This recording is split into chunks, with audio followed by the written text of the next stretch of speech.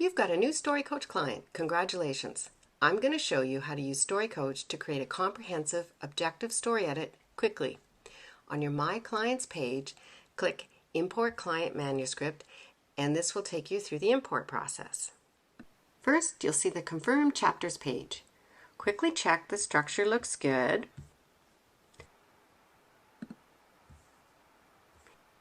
Here you'll see the imported book has 26 chapters, 87 scenes, and just over 79,000 words. And now you can move on to see the cast of characters. Don't worry about the cast of characters at this stage. You'll update the list as you read each scene and get to know the characters. Click I'm done for now. This takes you to the overview page, and from here we'll go straight to the evaluate page.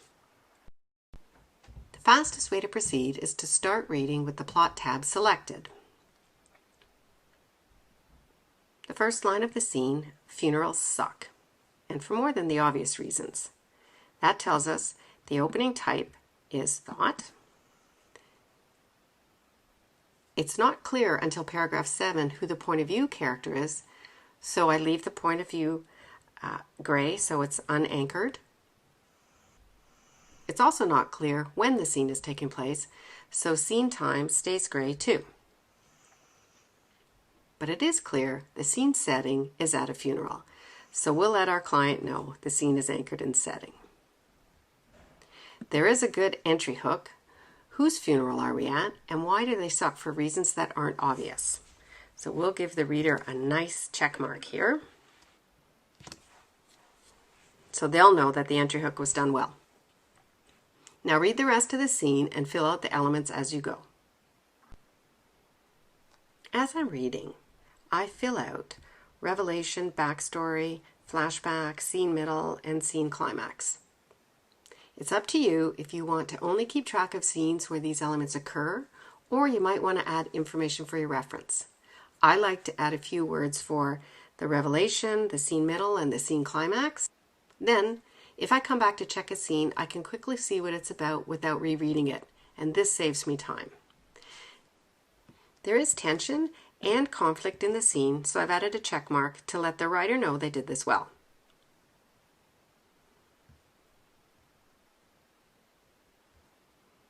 The backstory is Jazz hasn't spoken to Alyssa for 10 years, so I'll enter Alyssa from high school.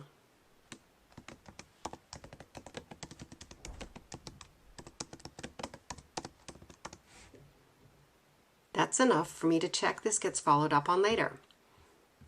Because I want to check this, I'll click the box beside the scene, and this lets me know to come back to this scene once I've read the story.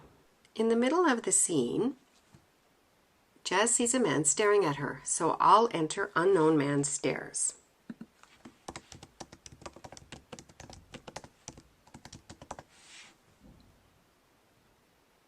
And for the climax, Jazz bolts, so I'll enter Jazz bolts. This is clearly an action scene, so I'm going to select action.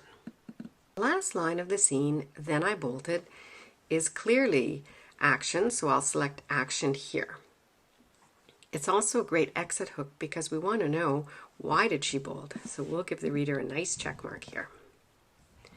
I'm going to name the scene funeral,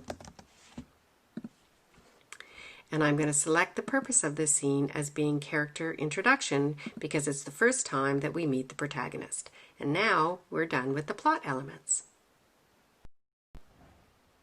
So let's look at the setting elements. To speed up the video, I won't make you watch me type. There's very little use of the setting elements in this scene.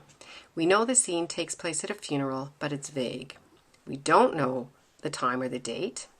The senses are used a little bit, but not much, so objects, sight, smell, sounds, taste, and touch all need more.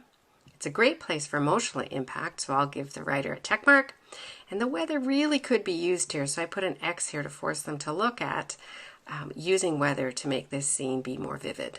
And now we get to look at the character elements. So first, let's see who's in the scene. We've got Alyssa, Jazz, Katie, and Nick. Well, we know Nick is dead because it's his funeral, so he's not an active player in the scene, so let's just move him over to characters mentioned. Jazz's goal for the scene is to survive the funeral. We suspect there is an internal goal because of the issue she's having, so we're going to mark this with a yes, and we're going to keep an eye on it. Is the goal related to the plot? Well, the answer is yes, because the plot is about Nick's death.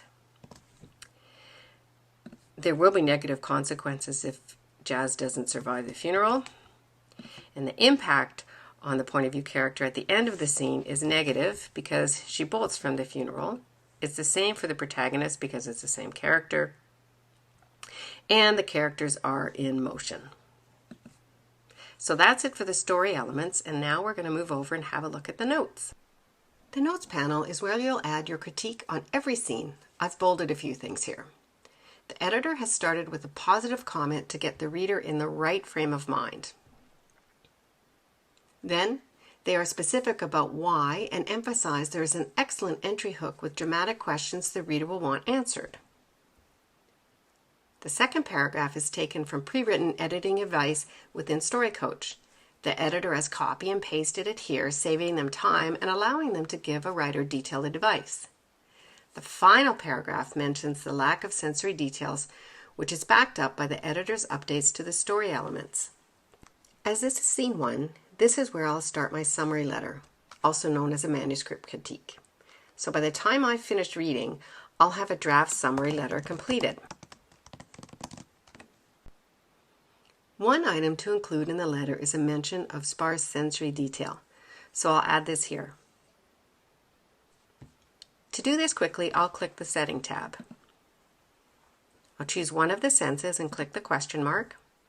Click Need More, and down here there's advice to give your client. I'm going to copy this, then I'll go back to the notes, and I'll paste and match style.